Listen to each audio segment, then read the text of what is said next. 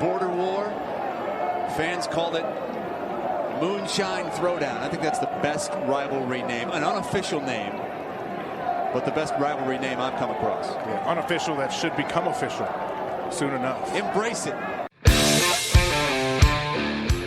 Throws deep downfield for the end zone, a lunging catch, and it's a score for the Herd, Jerron Woodyard. And it is 37-0, and Grant Wells is moving up toward a 300-yard passing performance in the first half. That is his 4th touchdown toss. Story toward Jackson, got separation to the 20, to the 10, and he will go. Lucky Jackson from 54 yards out. Pressure off the edge. Screen delivers. What a catch, Levias, who brings it in. Armani Levias to the house. Touchdown, Marshall. This will be from 52 yards. From the far hash mark. John Haggerty, the punter, will hold. Jared Nash will snap it. It's definitely long enough. Unbelievable. The true freshman, Corey Munson, hammers it home from 52 yards.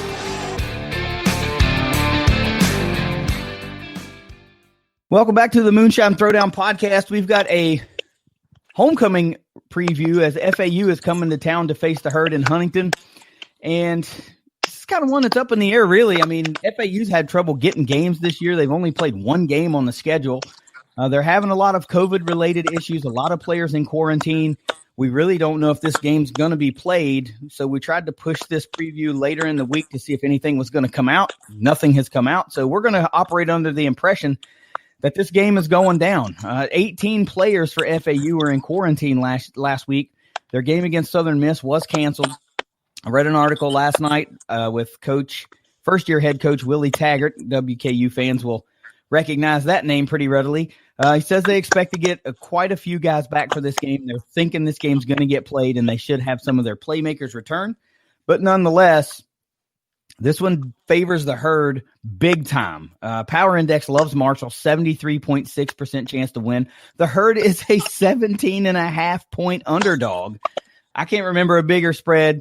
You know, we thought La Tech was a big spread, but, man, FAU's even larger. The over-under, if you're into that, is 50.5 for this game. Game's going down 10-24 this Saturday, 2:30 p.m. Eastern. And before we get into the actual episode, got a little bit of a trick up my sleeve this week. We're giving you the same kind of format, but Trace and I have split up. We're going to do 2 halves of the episode, and got a little surprise for you in a minute. But I got to give a shout-out to our sponsor for the Moonshine Throwdown podcast, at Monograms and Moonshine Custom Apparel with a Southern twist. She's the exclusive provider of Moonshine Throwdown touchdown T-shirts and gear. And, of course, I got to remind you that any purchase that you make from her Etsy store or order through her direct message on social media of a Western Kentucky or Marshall-inspired design or any purchase of a Moonshine Throwdown shirt, all profits for those go directly to the Moonshine Throwdown scholarship campaigns that we're trying to endow at each school. So, on to the cool part.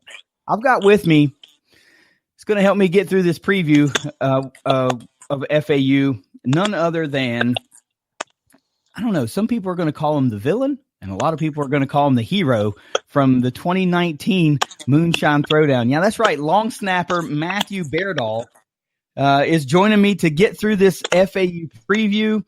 And, you know, before we get into that, I mean, I'm going to ask him. Matt, first of all, welcome to the show. I'm so glad to have you here. I think we're going to have a lot of fun. Yeah, absolutely. I'm excited. I'm pumped up. Anytime we get some guys with on-the-field knowledge and on-the-field perspective, we love to have that. The listeners love it. The fans love it. Whenever we have former players on, they are among our largest downloaded episodes ever. You know, we had Coco Darden from the Toppers on a couple of weeks ago, and the fans ate that up. Earlier in the summer or late spring, maybe we had John and Ott Elmore on. The fans love that. So having you on is great, and specifically for our purposes and what we cover and who we cover, I just got to go back just for a minute, and I don't mean to put you on the spot, but everybody kind of wants to know. You go back and you look at that field goal sequence at the end of the 2019 Moonshine Throwdown, and Topper fans will take to their grave that you're responsible for 2 delay of game penalties that weren't called. I'll take But it. I never knew of the rule before that. Honestly, I never knew. My dad was a college football official growing up, so I was pretty familiar with all the rules and everything going on, and I never once knew of that rule. And Justin's rule always has been in practice because Doc would try to ice us and stuff just to go over like situational stuff. He was like, just snap the ball to snap the ball. I was like, whatever you say, I'm cool with that. So the first one, and the crowd goes wild when the first one goes in. And I'm like, all right, this is sweet. They called timeout. I got another couple snaps in off to the side because I like getting 2 or 3 in, just feeling good. And I saw their head coach out of like the corner of my eye, like getting pissed at the ref. And I'm like, maybe we had 12 guys on the field or something. Not really sure what's going on. The umpire sets the ball down. He was like, you good to go? I'm like, yeah, I'm good. Round 2, knew we were going to get iced again. And he's like, stay off the snapper. Nothing about don't snap the ball if the whistle's blowed. Same thing happens. And I think that's when Justin gave him the ice in his veins, where you see or something. And now the WKU head coach is getting ballistic. I'm like, all right, this has to be something. And I didn't know until after the game when I got on Twitter that that's what he was so upset about. I saw the little clip. I was like, I didn't know that at all. So Doc was like, I forget what he said after the game, but he was like, you probably shouldn't have snapped it. I'm like, well, we got away with it. yeah, it worked out. I mean, it looked, I mean, obviously if you go back and you look at that and you watch that whole sequence, you can't really write that, No. and it happened in real time, in real life. And we thought, okay, this is just preparation. This is the long snapper just knowing to the letter his craft. And to find out now that it was just basically, well, I'm doing what the coach told me, just snap the ball. And if something happens, something happens. No, But I would have been more mad that if I didn't snap the ball than if you had to kick a 58-yard field goal. yeah, that would have been good from there anyways. Oh, for sure. Yeah, it looked like he absolutely blasted that through. It would have been good from 60. A lot of folks say, of course, I'm seeing the same thing that everybody else is seeing on TV. But I could not have you on the show and not revisit that. Because it's hero or villain. I'll take the hero. It's such a sticking point for so many folks. No matter when I post that video, I always get someone coming in and go, delay of game. Where's every time, but it's great. So glad to have you on. Glad you agreed to do this. So let's talk FAU. Weird game with what we don't know and kind of do know about FAU surrounding their COVID issues and what we don't know about who's actually a legit baller for them this year. Before we talk about stats and all that kind of stuff, give me some insight into the FAU from a player's perspective. Marshall owns the all-time record against Florida Atlantic 6-1. The Herds won 2 straight, including last year. He went down to Boca. The Herd got a late come-from-behind win, 36-31. Brendan Knox went absolutely bonkers, career-high rushing yards, like 220 or something like that. And the Owls have – I'm sorry? Winning in paradise, as they call it down there. Yeah, that's what they say, yes. I always say they're whining in paradise whenever the Herd loves to win in paradise.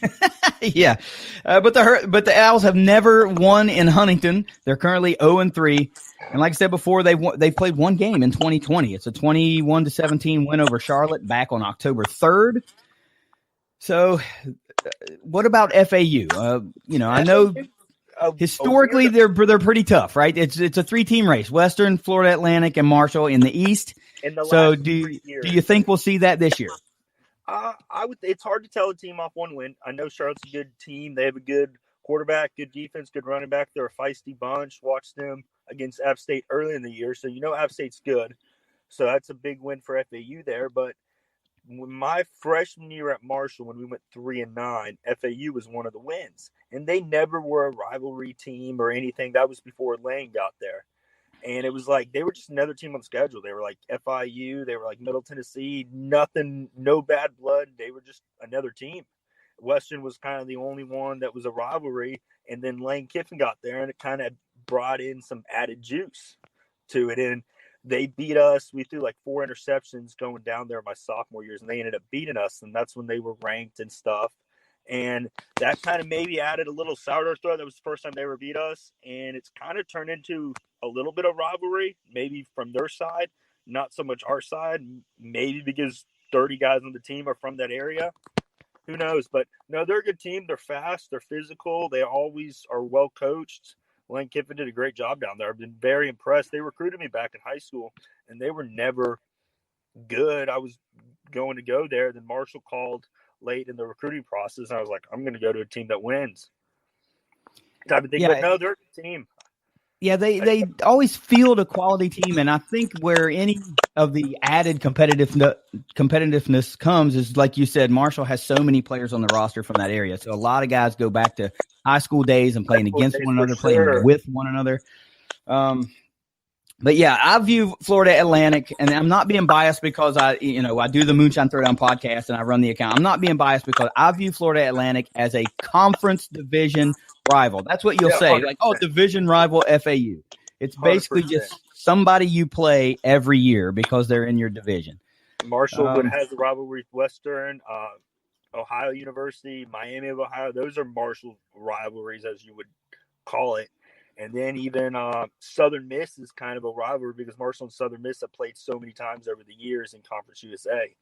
Yeah, that's true. That's not one I've thought about, but Marshall and Southern Miss played like 13 straight years or something like that. So, all right, looking forward to the 2020 Owls. It looks like it's going to be the Nick Tronte show. We'll talk about a couple of guys here to look out for, and I'll get your thoughts on how the Herd will stack up against these guys. So let's start with a few guys to look out for on that Owls offense. Number 6 quarterback Nick Tronte, 6'2", 210-pound junior. Only 11 out of 22, 98 yards, 2 touchdowns on the year, another 10 carries for 94 yards and a touchdown. He's the team's leading passer and rusher right now. But we've got to feature a running back, number 28 running back James Charles, the 5'10", 190-pound senior.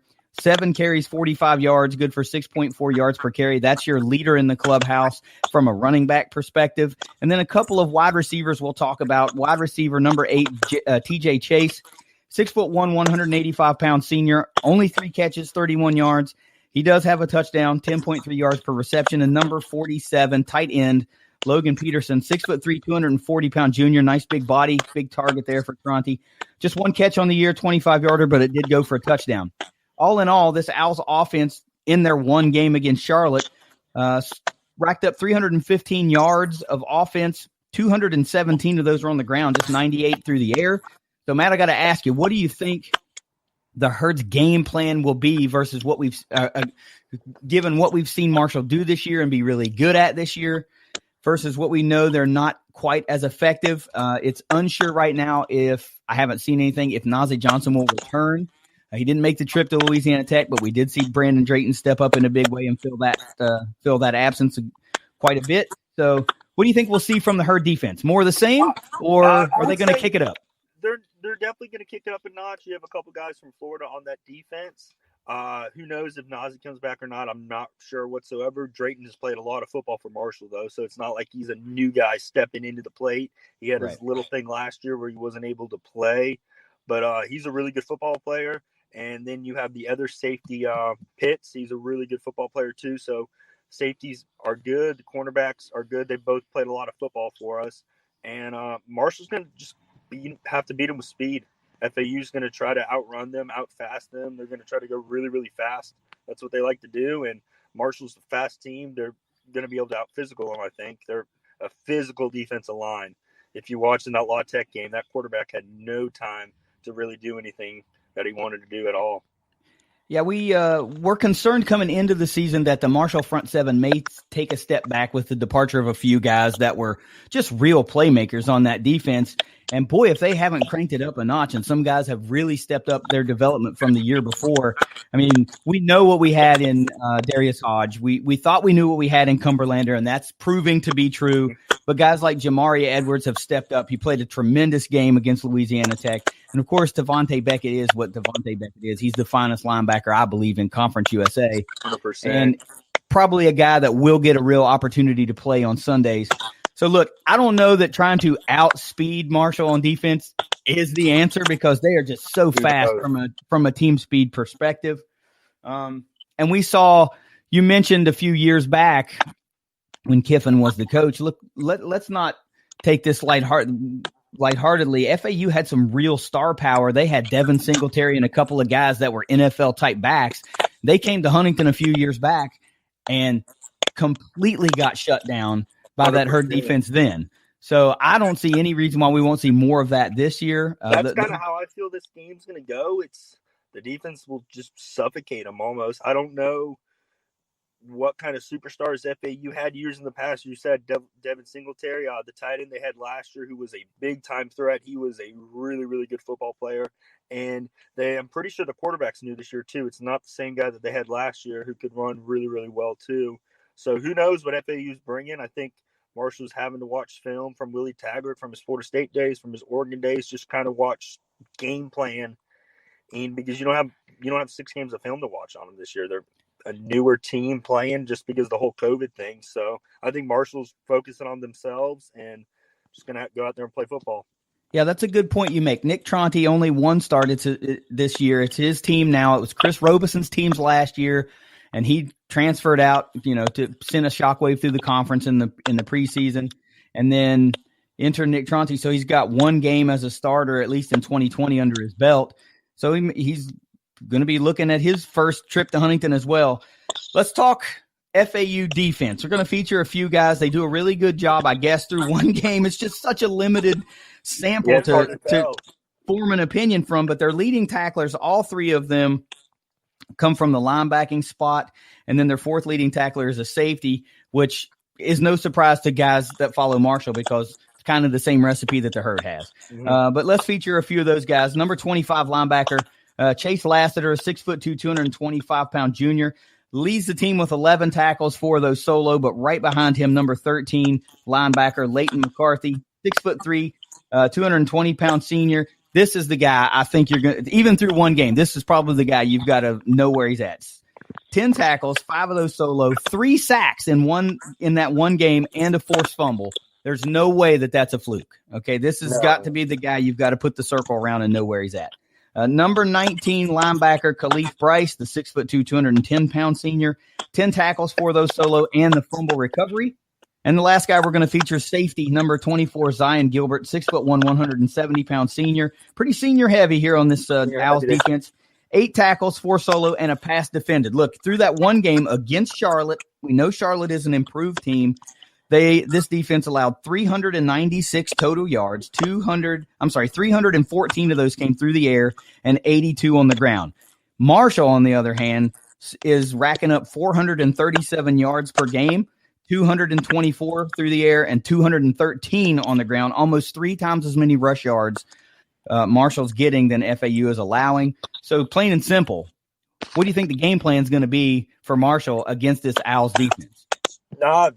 First, it has to start with the offensive line. Block the front 7, let Knox do his thing, then let open up some throwing lanes for Grant and some nice easy passes he's thrown. He can throw the ball down the field. He can throw the short routes. Let the receivers make the plays.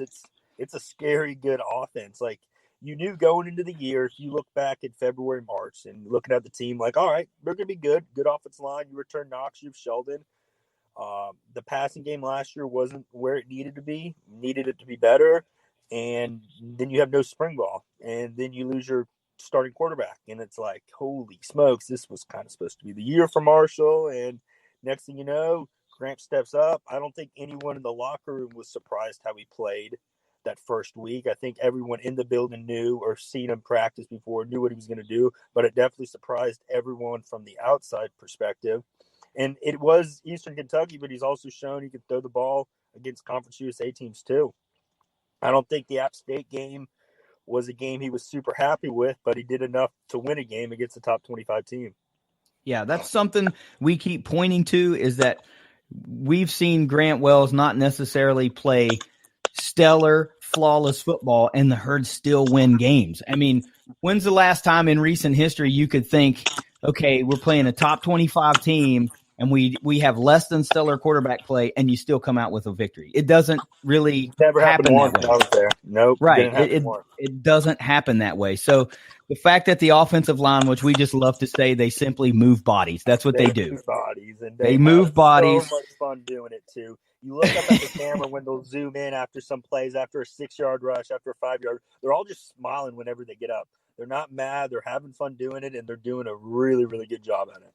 Yeah, and it's not fallen on blind eyes, specifically on this podcast and on our social media. We spotlight those guys week in and week out because they're just so darn good. And Trace, if Trace were here to talk with you, he likes to go back and talk. He compares anytime some greatness is starting to look like it's on the horizon, he points back to that 2014 team, and rightfully so. They were utterly dominant. They were impressive.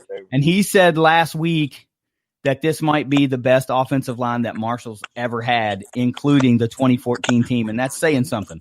Because it has to be up there. You have 4 seniors that have played in over 30 games. Josh Ball hasn't played 30 games at Marshall, but he's playing at Florida State. So, he's playing against really good teams. You got Millette and Kane and Will, who've all been starters since their freshman, sophomore years. And then Salguero is a 5th-year guy. He's been behind one of the best centers to probably play at Marshall. So he knows everything, and they're being coached by a really good offensive line coach and Coach Atkins. Yeah, so they're amazingly good. Cylinders, and it's when my freshman summer, everyone comes in, and you had Will Almer, Alex Millette, Kane Madden, and Salguero all come in together. So they've all lived with each other. They've all been with each other, and Josh was kind of the newbie, and you forget about Tariq because he rotates in there with them too. And so you have 5 guys in one freshman class that are all playing a lot of football for you, and they're fun to watch. Yeah, I mean, anytime you go 5 seniors across the board, essentially, I mean, it's hard to say 4 starters return because they rotated in so many offensive linemen from a year ago. Levi never missed a snap as far as I can recall. So, but still, these other guys came in and played. So it's not like you plugged in a brand new guy that never took a snap. There was a lot of games played, a lot of snaps played along this unit. Millette went down one of the years against Western Kentucky with the Torres ACL and plugged Kane right back in. And Kane was a walk-on then. Kane didn't come in on scholarship. And they're like, I don't know, we got to put a walk-on in. It's like whenever a walk-on goes in, you kind of hold your breath a little bit because obviously for whatever reason they were under-recruited. There's a reason why they were walk-on. And it might just be because no one saw him or whatever. And he's playing just as good as Millette back then his sophomore year when he went in, and you didn't lose a beat whatsoever. Yeah, the chemistry's there. They're really good football players, and you're also blocking for the best back in Conference USA too. So, well, I mean, it wouldn't be an FAU pod preview if we didn't mention the fact that those guys seem to think that Brendan Knox wouldn't be 4th string on their team, which I love to joke about, which is utterly hilarious. Like, I'm not denying you probably have some talented backs down in Boca, but stop it. Probably do, but there's also talented wide receivers, talented DBs that are from that area that they recruit, and they come to Marshall.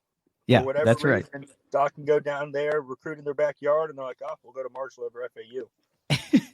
Well, we'll see it this Saturday for sure.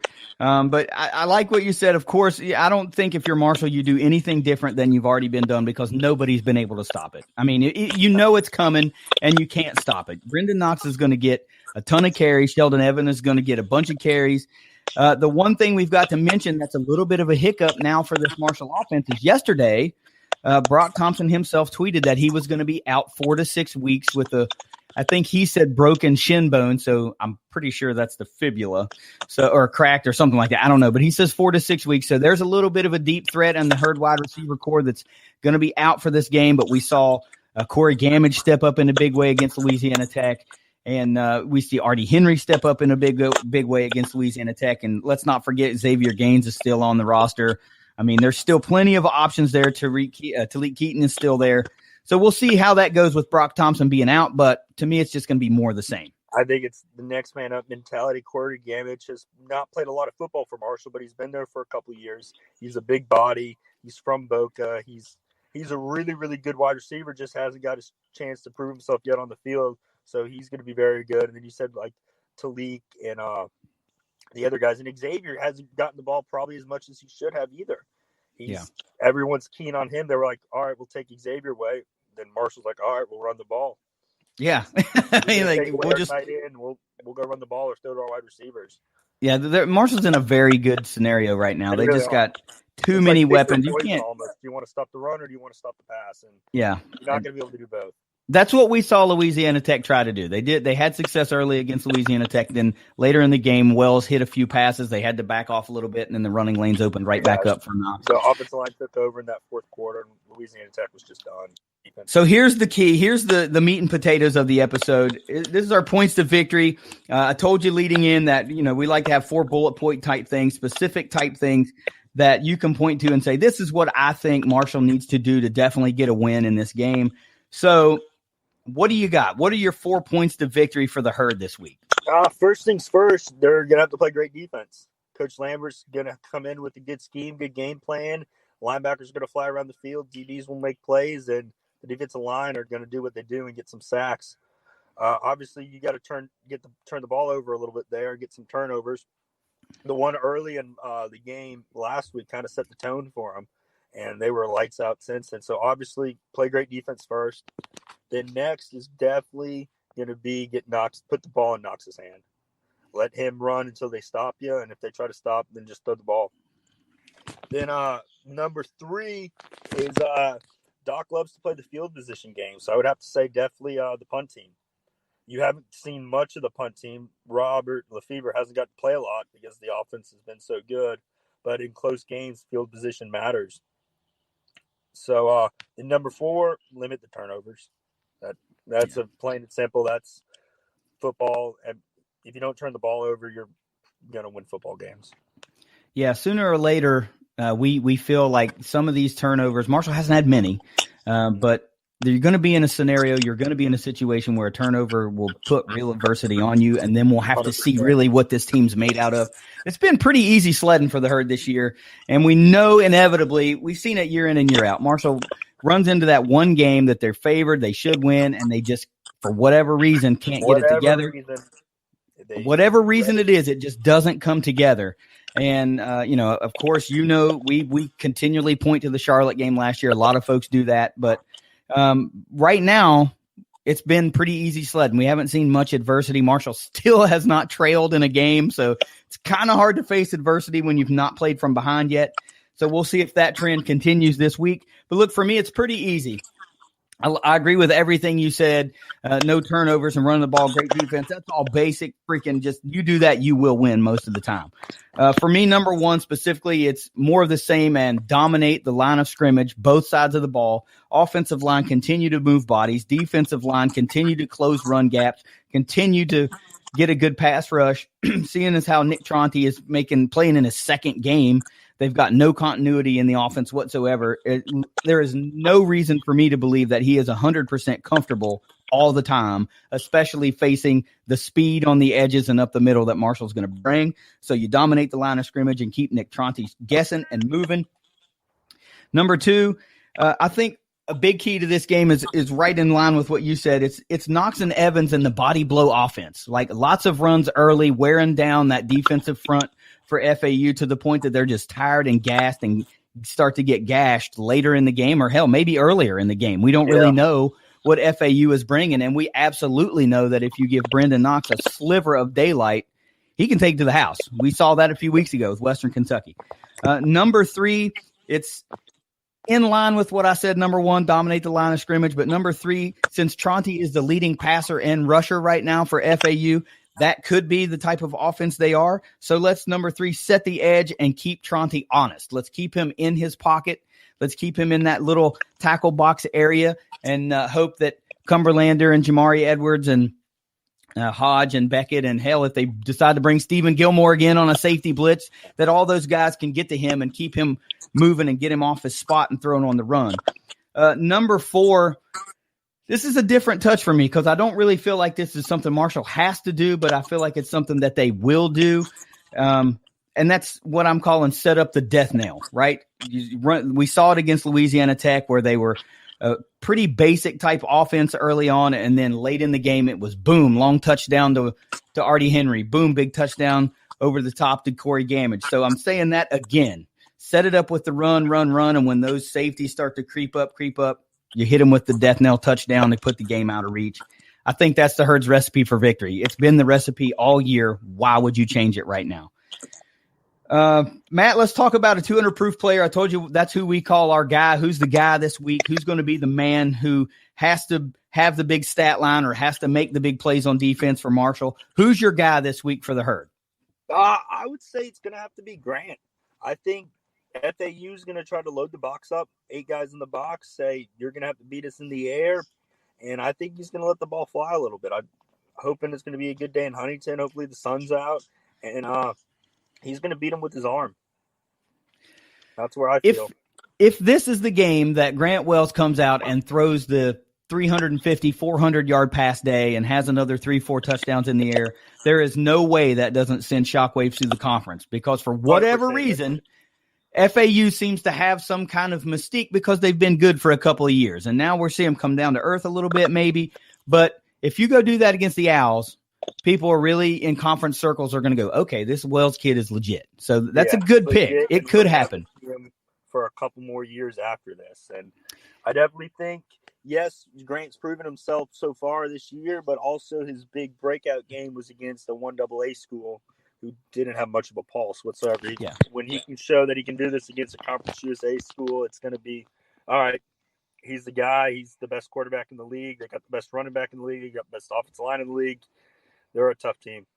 Yeah, there are a lot of good quarterbacks around the conference. The guy, I don't know everybody's name, of course. I just know who's lighting it up on whatever team. And the guy down in North Texas is freaking lighting it up. But I think that dude's like 26. I'm not even kidding. I think he's I'm serious. I think he's like 26 years old. I think he played like minor league baseball or something like that for a few years. So he's been around the block, but he's still lighting it up pretty good.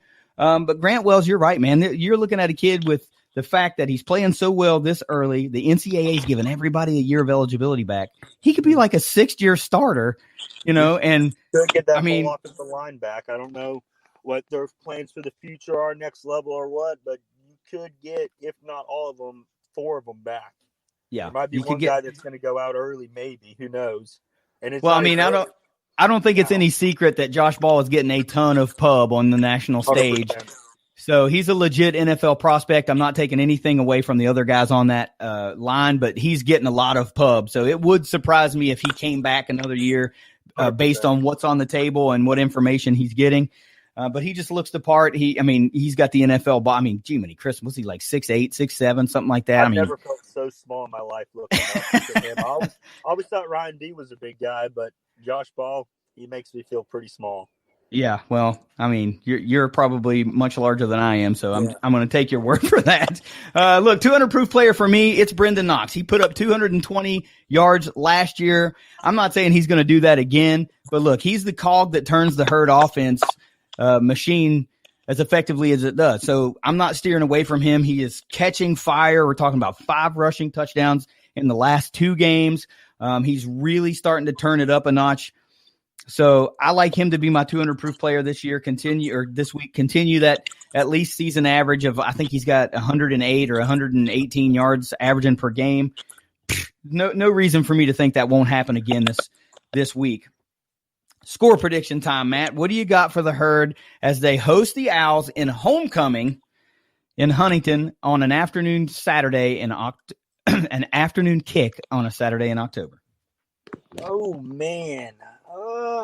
38-14 Herd win. Pretty amazing. We did not talk about this before the show. And the only reason I went this score is because I pointed out in the Louisiana Tech episode that a weird defensive trend is happening in Huntington. And even though the defense has been so dominant, they have given up more points in each game this season. They went from 0 to 7 to 17 to whatever it was. I don't know. Or I don't remember. But they're giving up. Some of the later touchdowns they've scored have all been in garbage time. Yes, they have. How many points has the first team full 11 given up? Trace says 17 points in 4 games. He did the math. Look at it. I know, but it's just one of those weird things. So if another garbage time score happens or something like that, I'm just keeping with that trend. So I'm thinking the defense is just going to give up a few more points, but I'm right there with you. 38-20 is my prediction because that's a few more points given up by this defense than it was last week. So we'll see if that continues. Both of us like the Herd in a big offensive outpouring, 38 points.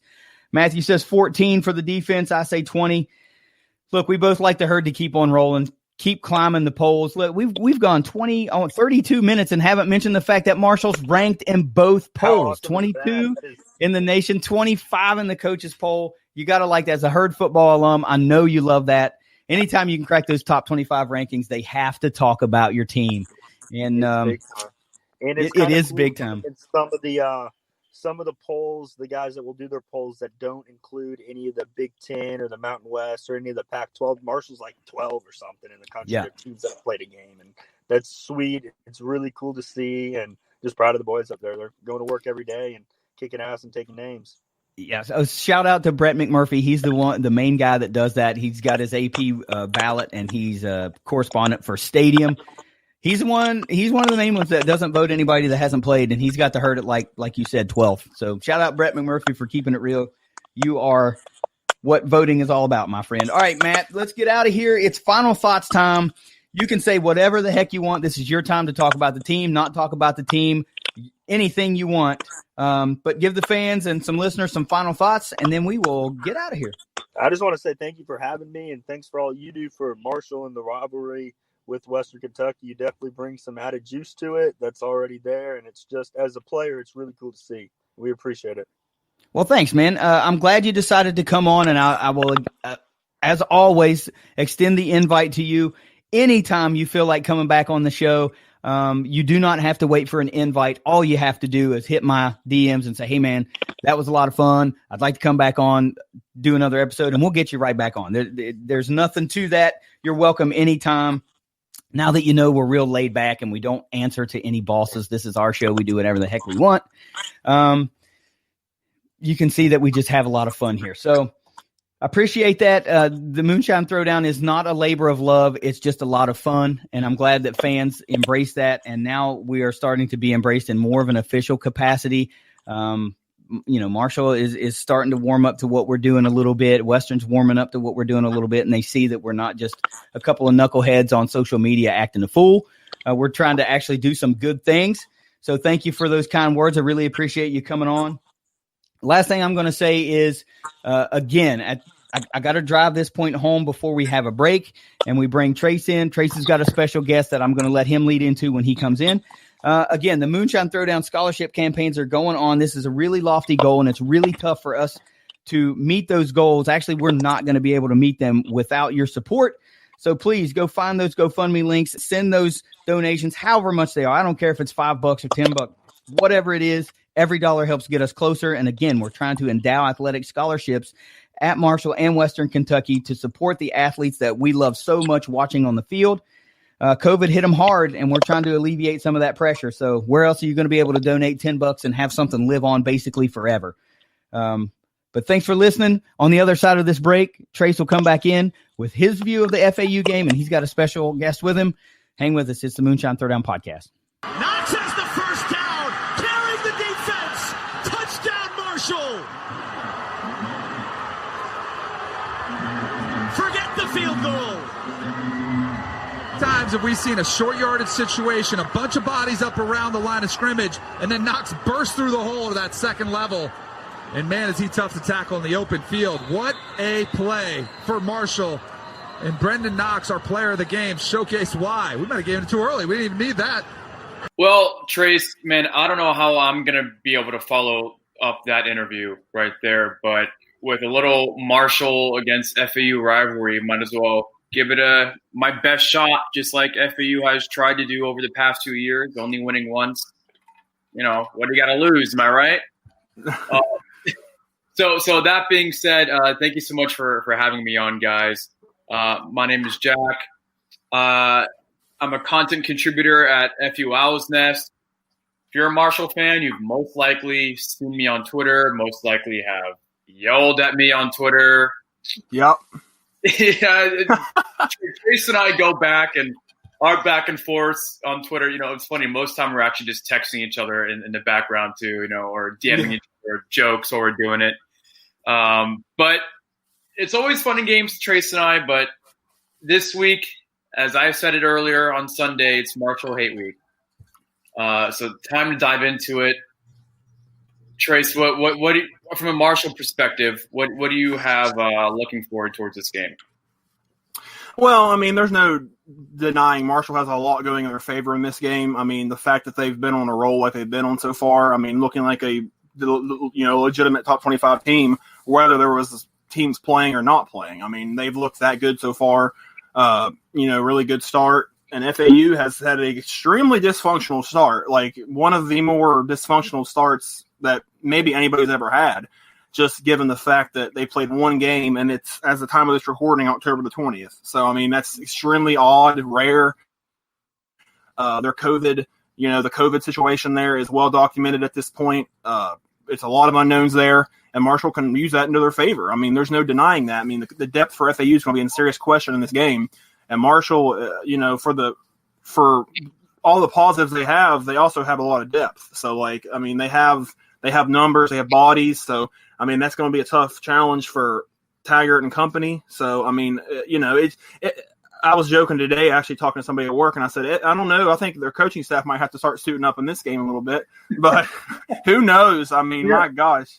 Trace, it's funny because right after – last week we had another round of positive cases yet again, so the following practice when they just had, I mean, we don't even know how many guys they had on the field. Let's just say hypothetically like 40 guys. They had Willie Taggart throwing the football because, because of contact tracing, they couldn't have anyone else out there to really throw out the football. They didn't have enough bodies. So funny that you mentioned that because on the practice field that has actually happened. That's wild. I was going to say, like, how many I heard somebody say, I don't know how true it is, but how many practices have they actually, like, full practices have they had? Like, it couldn't be very many. Well, since last Tuesday, they've practiced just about every day since last Tuesday. So they've been practicing, getting ready for Marshall since last week. Remember, FAU had a scheduled bye week. Yeah. I say scheduled because, like you mentioned, I'm so used to, getting ready for games and them being postponed at this point. Yeah. So it was good to have a scheduled bye week going into what I think is a very well-deserved top 25 ranking that Marshall has. I mean, we'll just dive right into it. You're talking about how deep Marshall is. Yeah, y'all are deep. I'm worried about how talented Marshall is, especially up top. Yeah. I'm going to say this off the rip, and I know Marshall fans, get out your popcorn. You're waiting for it. Brandon Knox is the real deal. Trace is eating the popcorn. He is – this it reminds me so much of Devin Johnson, just even faster. Yeah. You know what I mean? And I mean, he has so many ways where he can beat you. He can run you over. He can run past you. He can juke you. He can do it all. Then when you have that offensive line – so experienced, they'll just push you over the field. It's not even fair. And remember, Trace, we were talking about that in the summer, about how good Marshall's O-line was going to be, and you called him, man. The O-line is just disgusting. Oh, I mean, when you have 5 seniors like that, I mean, and it's not just 5 seniors who are bums. I mean, that's 5 seniors that have played an extremely large amount of football. And a couple of those guys, I would not be surprised if they got drafted. Josh Ball, Caden Madden, those types of guys, they can absolutely get drafted. I mean, I think they're that talented. Josh Ball especially. I mean, anybody down in Florida, I'm sure y'all, where he was at Florida State before and how highly of a recruit he was and how great he's been for Marshall last year and this year. And what's crazy is with the whole COVID season thing, like, isn't it like everybody can technically get another year no matter what? Yeah. Isn't that it? That's right. So, like, I mean, I don't think they're all going to stay, but, like, even if 3 or 2 of those guys stay, their O-line is going to be filthy again next year because they have a recruit coming in and transfer from North Carolina that was the number 1 rated player in West Virginia a few years ago who was an O-lineman. So, I mean. Back home. That's great. Yeah, back home. I mean, he played at Huntington High, and, it's right next door to wow. right next door to Huntington, basically. He was a very highly touted guy, so. I mean, Marshall's O-line, I think everybody was expecting big things from it, and they've more than lived up to the hype this year. They've probably exceeded it so far. So honestly, that's the strength of the team. That's the number 1 biggest strength of the team, in my opinion. And speaking of living up to the hype, let's talk about Marshall's quarterback situation. When news of Isaiah Green leaving the program came out, all of us in Boca were having a field day. I was dropping all over Twitter. You saw it, Trace. Oh, yeah. Everyone listening saw it. Why didn't you guys say you had someone like Grant Wells just waiting to take over? Why didn't you guys say it? I wouldn't have dropped those memes if that was the case because he insane. And, I asked We're recording this on Tuesday evening. Yeah. Every Tuesday, the FAU press, they get a shot at the offensive and defensive coordinator. So I interviewed Jim Leavitt. You guys remember him? He was the defensive coordinator at USF for a while, University of Colorado. He was the head coach at USF and then became the DC at Colorado and some other programs. He was just talking about how Grant Wells, redshirt freshman, and he doesn't play like a redshirt freshman. And the way how he's a traditional pocket style quarterback where he can just drop bombs like on a dime, in the midst of windows, but how he can do option plays, he can run if he needs to. And it just throws in another facet of that offense that is already so difficult to stop with Brendan Knox, for example. And then he also mentioned the wide receivers. Jim Leavitt is always very excited all the time. Yeah. He's always pumped. You can tell in his voice that he was nervous about this game. He's nervous about the insane amount of talent that Marshall has. He's nervous about how well coached the team is, and we'll talk about that. About coaching, because that's another thing we like to have memes about that's biting us in the butt. He's also nervous about the lack of playing time we've actually been able to have on the field. We've only played one game against Charlotte, struggled in the first half, played better in the second half. Charlotte has a decent offense as well. Yeah. Going into that game, I thought that they had the best quarterback in Conference USA in Chris Reynolds and the best wide receiver in Conference USA, but it seems like Marshall might be taking definitely the quarterback title away. Yeah. So in Grant Wells, so I'm just nervous. It's scary.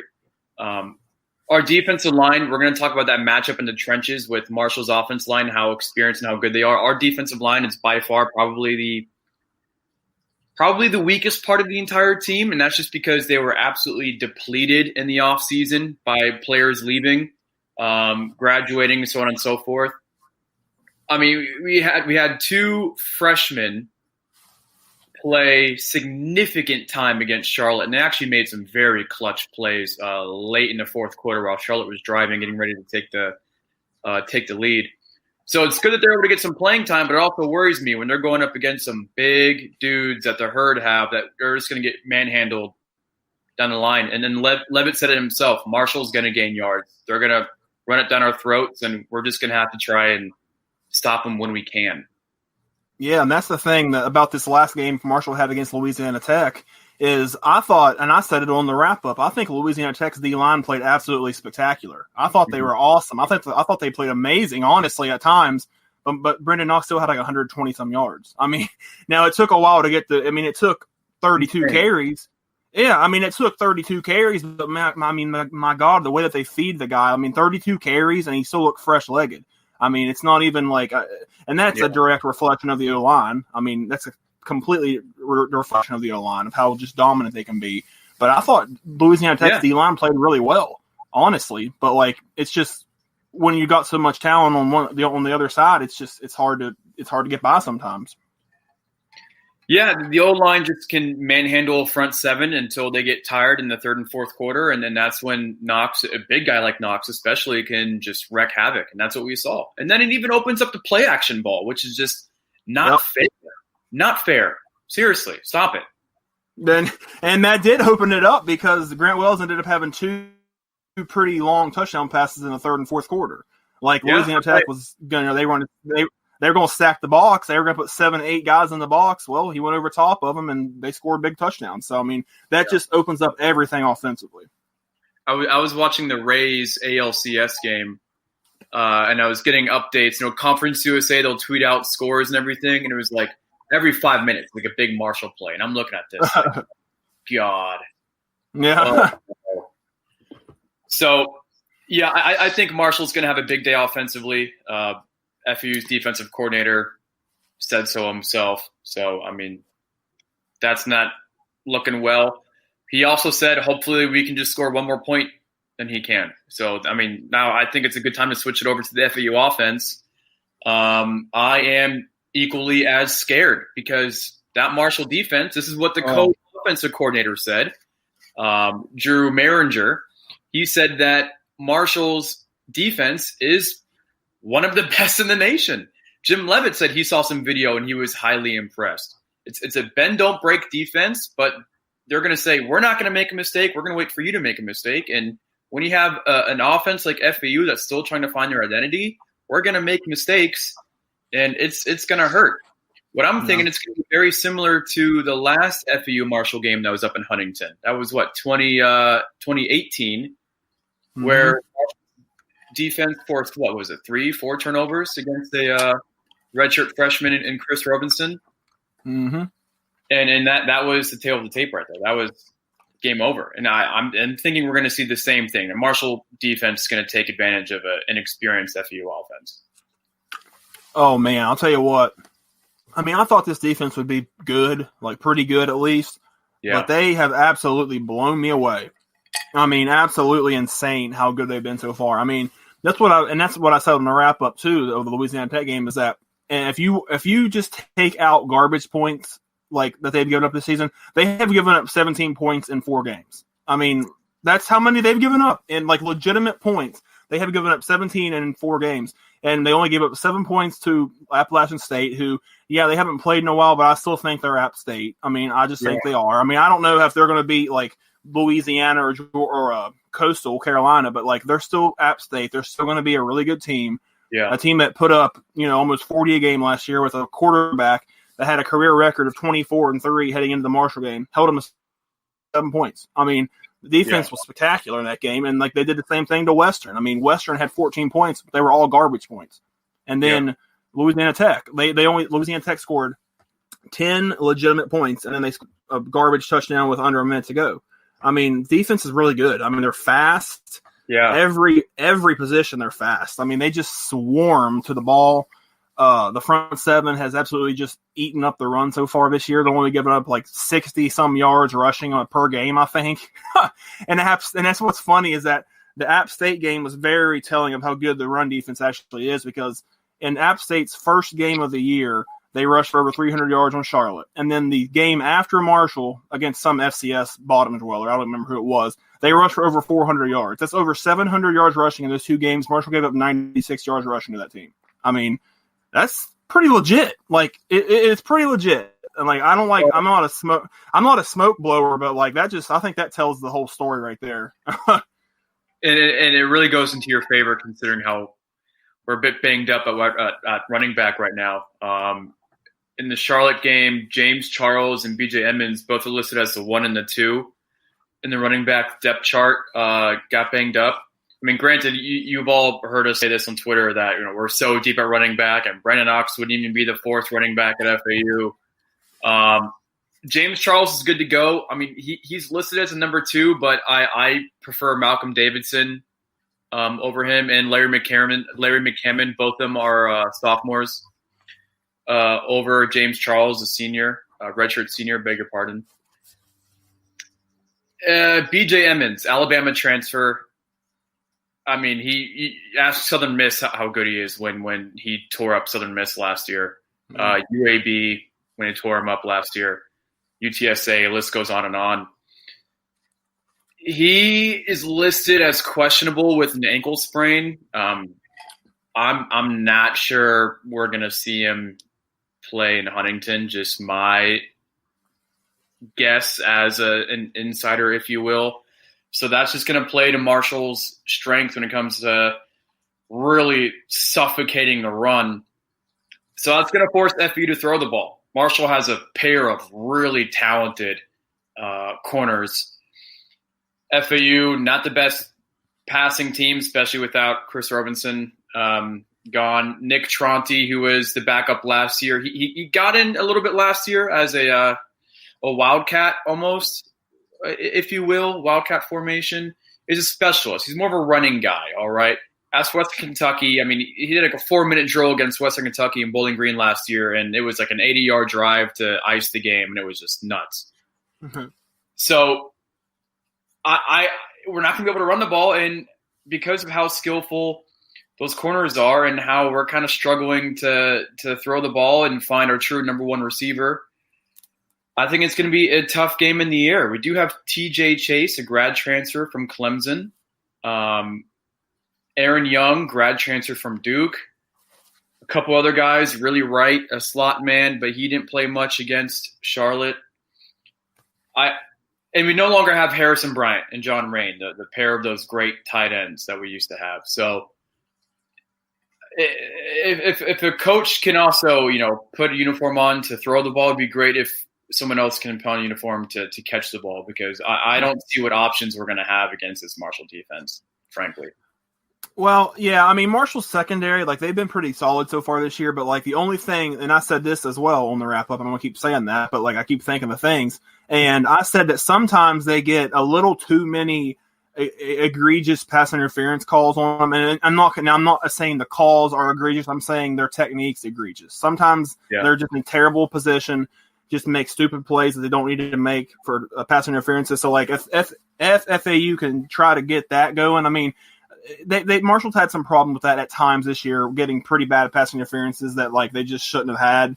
So if they can get working into that, I mean, that's 15 yards a pop right there. So that's definitely something to look at. Especially if the running game doesn't get going, which you said. I mean, the depth at running back for FAU is a question, and Marshall's run defense has been stellar so far. So that could be something to look at, though, for sure. Don't forget about the possible pass interferences that they could draw.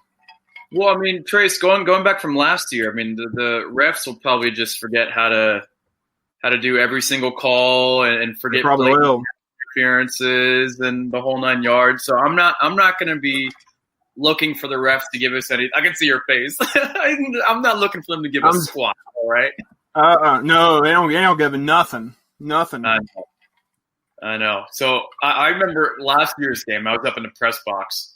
Every single questionable pass interference call that either went against FAU, whether it was, on the offense or defensive side of the ball, was on the Marshall sideline. And I'm thinking, we're the home team here. How loud is that Marshall sideline? If, every single time there's a close call near your sideline, you're going, hey, where's the flag? Yeah. Every single time Marshall got the call in that the Atlantic sideline is what we call it, because it's only 1.8 miles from the ocean. Knew that, yeah. Yeah, I know. Had to drop it. But because of that, I'm still triggered.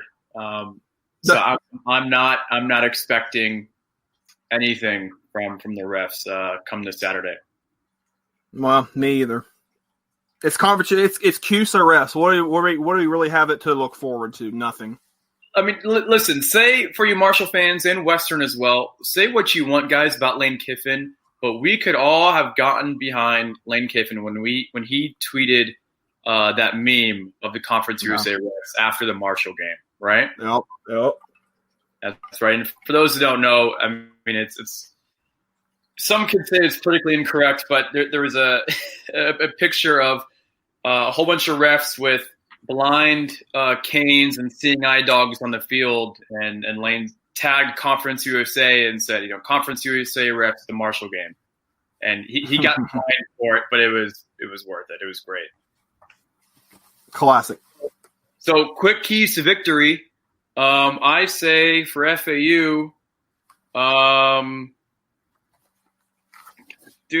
not showing up and hoping, Marshall, Doc Holliday typical ends up choking against someone else later in the year, and then to sneak in the East Division title yet again. Honestly, because I don't see a pathway to victory. If I had to pick one, field position is going to be massive, as it was 2 years ago. Last time in Huntington, the coaches hinted at that again today, and that means we're going to have to run the ball well, and we're going to have to force some quick stops on defense. And truth be told, I don't expect either of those to be happening a great number of times. So, whatever, man. All the Marshall fans are probably so happy that I'm so defeated already.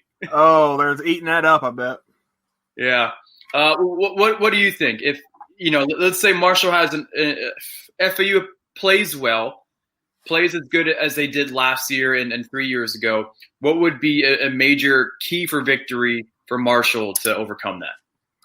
Yeah, I have my four usual points that I always do in these previews, and the first one I wrote down is, and I already alluded to this earlier, is I think Marshall needs to take advantage of the circumstances that they have going in their favor. I mean, look at FAU. They played one game this year. They've had a big layoff. They've had hardly no time to get any kind of team chemistry built. Their depth issue is a major question. I mean, to be honest, the game itself is a question, but we're just going to go and assume that it's going to happen.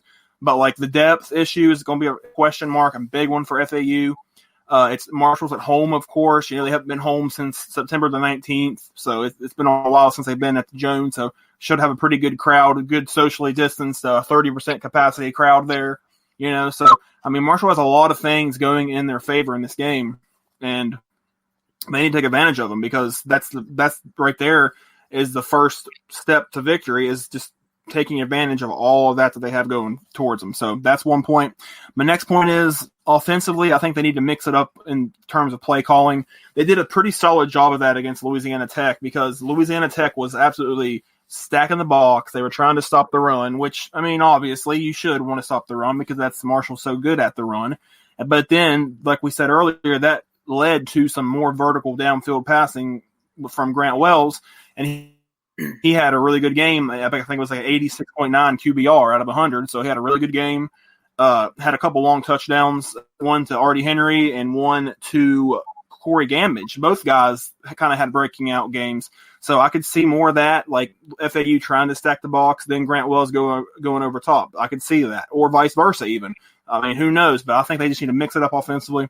Then my next point is, I wrote down just one word. I wrote down blitz. I mean, I just wrote down blitz, because Marshall's pass rush is no joke. They had 6 sacks against Louisiana Tech.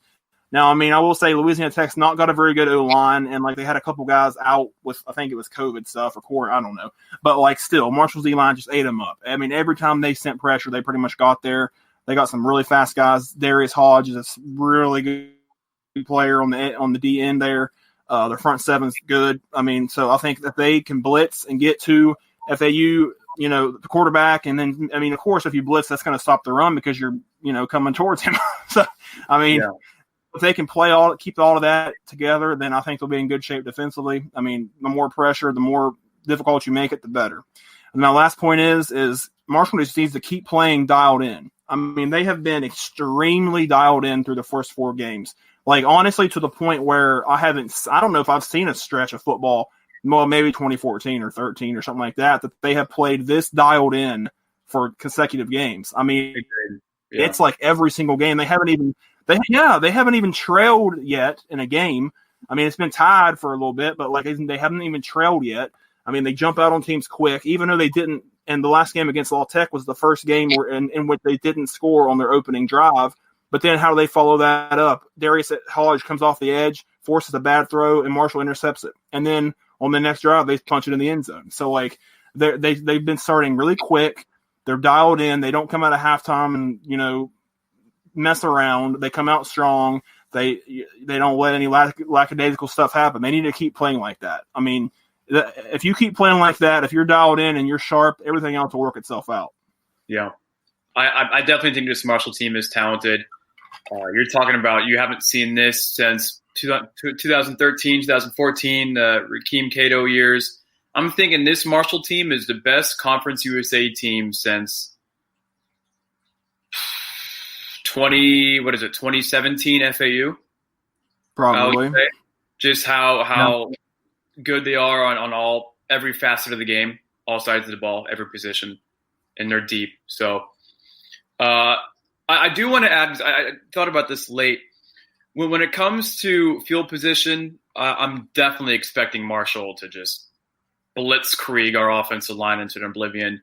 We're going to have to do a lot of quick hits on the passing game to make up for the struggles on the ground. So what I mean by that, I mean a lot of quick bubble screens to our slot guys. Willie Wright, who I mentioned earlier, maybe TJ Chase, who's a bigger guy, but he can make some moves.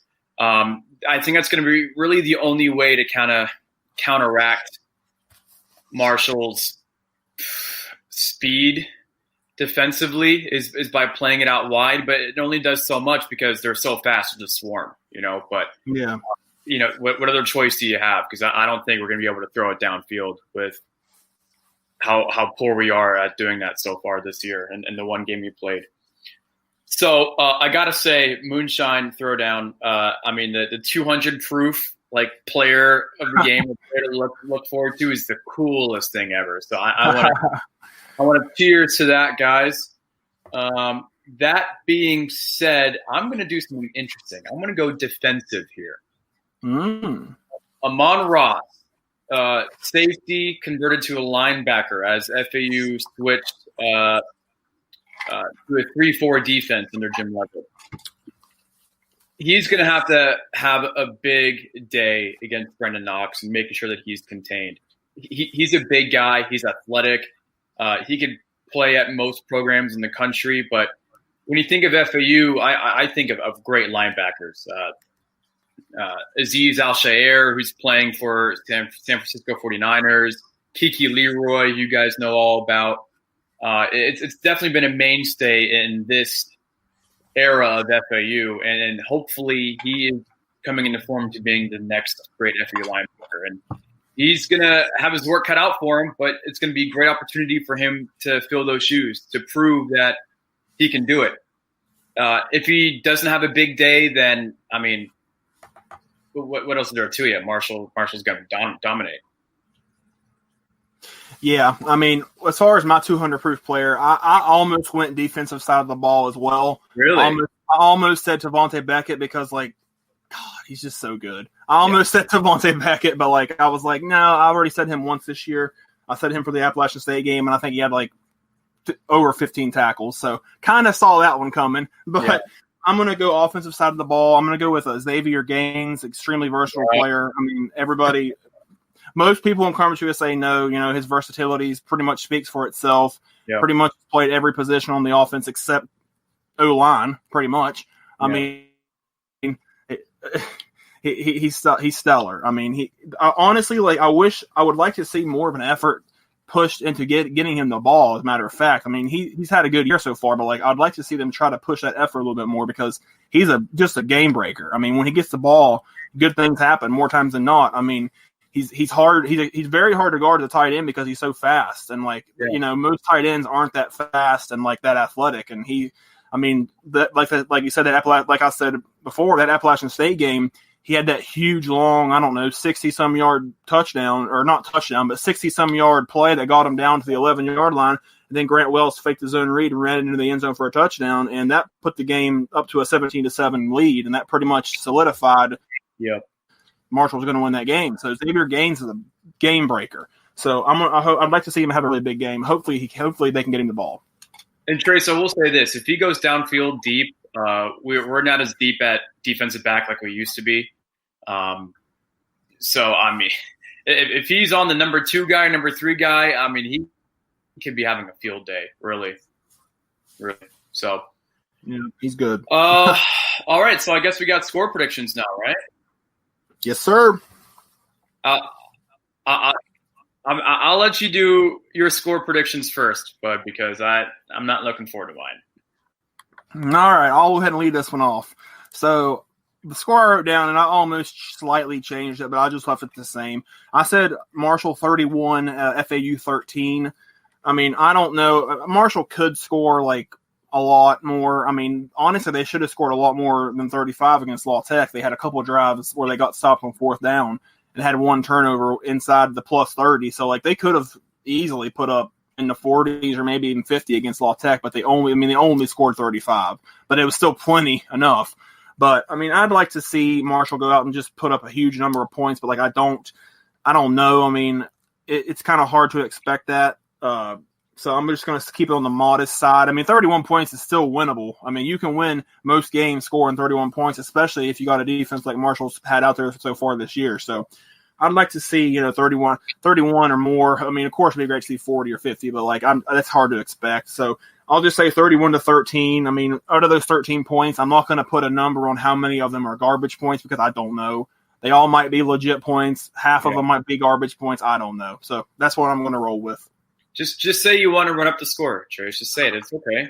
Well, I'd like to run up the score if possible, but Doc, that's not his brand at all. He could have ran up the score on Western Kentucky if he really wanted to, because they were up 38-0. He could have absolutely Jeff Brahmed it, but that's just not Doc. He's just too old school. Yeah. That's funny because I'm very close to you. 38-14 Marshall. FAU will probably get a garbage time touchdown. That's I mean, just the lack of real playing time going to this game is really, really going to hurt us. And I know that the Marshall fans, y'all going to be tweeting at me for the next week, and honestly, probably next year to come, because I'm expecting Marshall to finally match FAU in Conference USA championships. I think this is the year. This is the year that you guys don't find a way to choke the division away, and I don't think anyone in the West is capable of catching up to you guys. Well, right. I mean, I was thinking about that too, and I was thinking, I mean, UAB's pretty stellar, it looks like so far, but like I don't know if they're quite there. Like I just don't know. I mean, it's not like Lane Kiffin to call off the dogs, but I mean, when we played UAB in the Conference USA championship game last year, I mean, the dogs were called at halftime. Yeah, and that is not like him. And Marshall is probably the only fan base in Conference USA to not know that, because obviously, Lane has only beaten Marshall once before leaving, and he's beaten everyone else multiple times. So, yeah, that's that, man. It sucks because obviously Marshall has the all-time series advantage, and the only thing we had to hang our hat on is that we're defending Conference USA champions, and we've won the conference more than Marshall despite being in the conference for half the time, and now Marshall's going to have that on us now. So I don't know. Only time will tell. I'm going to have to think of something else to use against you guys. So give me some time on that, all right? Just make fun of West Virginia. Everybody else does. You know what? The thing is, like, I can only do that so many times. We talked about this in the summer, actually. I would actually like to visit Huntington. There's actually direct flights between Tampa and Huntington. And one time I wanted to take the trip up to go see a game up there when we're playing. Because I'm all about that small town mountain feel, man. I think that's God's country. Yeah. That's beautiful. Us in Florida, we can belittle that all we want, but I always hated when like people from New York and Boston and Chicago belittle FAU for kind of being a bit hick a little bit, you know, or being different. So why should we do the same? Yeah, and I mean Huntington, like it's Marshall Hate Week, so I'll do that next week. Okay. There you go. In the meantime, 1.8 miles from the beach, man. We might lose, but we're still winning. Okay. 1.8 miles from the beach, and we're about 2 miles from the Ohio River. It must be beautiful this time of year, man, with all the foliage and everything, yeah? Foliage is all right so far, yeah. It seems like it's never as good. I mean, it's always better in the mountains and the higher elevations and stuff, but, like, it's pretty nice so far. But, no, I mean, it's as far as Huntington, though, just to kind of wrap that up a little bit. Huntington, I mean, especially Marshall and the campus and stuff, top-notch. I mean, it really is. Like, I remember a BuzzFeed article from a few years ago saying that Marshall's got the nicest campus of any college in the state of West Virginia, and I would agree with that. I mean, I've seen Morgantown, I've seen some of the other ones, and like Marshall's campus is extremely nice. It's honestly pretty beautiful. I mean, there's a lot of good stuff around there. I mean, and then like the course, just the area, like some of Huntington Huntington's got a pretty bad reputation, and rightfully so in some cases. But like you can't, the reputation does not come from Marshall's campus or any of the Marshall stuff. That's top notch. How's the party scene up there? I can't tell you from experience, but I mean, from plenty of stories, it's pretty stellar. I don't know about now. I hope they're not having COVID parties or anything. But yeah, right. Oh, that's us down in Boca, man. That's what we're doing. Oh, it's just every time I hear that, I just cringe. Stupid. Yeah, so stupid. So that being said, everyone wear a mask, wash your hands. Flu season's coming up. Let's just nip this thing in the bud. Unless. I'm not going to say what I'm going to say. Never mind. Just everyone go to the game at the Joan, wear a mask, please, because I don't want to see this season to be any worse than what it already is. Rivalry aside, I genuinely don't want to see that. Exactly. Everybody, no matter if you like a team or not, should be rooting for the best as far as the whole COVID-19 situation. No doubt about it. I will say I did love how FIU fans were talking about, FAU, you guys are in shambles. And the very next day they had to cancel practice in their game because of COVID. So at least we have the Chula Bowl. This is true. Well, Trace, thank you so much for having me on. We ran a bit long, but I thought it was a lot of good stuff. Yep. Any Marshall or Western Kentucky fans, we do play WKU coming up soon. If you guys want to follow me at Jack Whidden 3 on Twitter. Also, FAU Owl's Nest online or on any social media, Facebook, Twitter. Inside the Burrow is a podcast that we have. You can see that on YouTube, on the FAU Owl's Nest website, or iTunes or anywhere else you get your podcast. So that being said, thanks for having me on. I'm also a big fan, by the way. I've been listening to quite a few times over the years, so I really appreciate you having me on, man. Yeah, great stuff. Keep it up. Absolutely. A lot of fun. No doubt. Too bad the Moonshine Throwdown game wasn't as interesting this year as it has been in years past, though. I know. A lot of people thought it'd be a blowout, but the last 3 years have been very good games. It's been interesting, though, because, remember, Western Kentucky was kind of the dark horse to win the East, even though to win the entire conference. So, I'm going to talk to the guys to see what's going on in Bowling Green. I'm not sure if that defense has been as good as we thought it would be or what. But weird stuff going on. Crazy stuff. Yep. Well, we can't take it out with the Go Tops because we don't have a Go Tops representative, so – you can take it out with the Go Owls if you want, and I'll finish it off myself here with the other one. Yeah, so back before the Lane Kiffin era, back when we were trash, we would just say, I'm just trying to go Owls. I hope we're not at that time, but this Saturday we might be, so I'm just trying to go Owls. Go Owls and go Herds, and we'll be back to wrap this game up pretty soon. See y'all later. Go Herds. Shout out Go Herds, lady. We love you. All day. Later.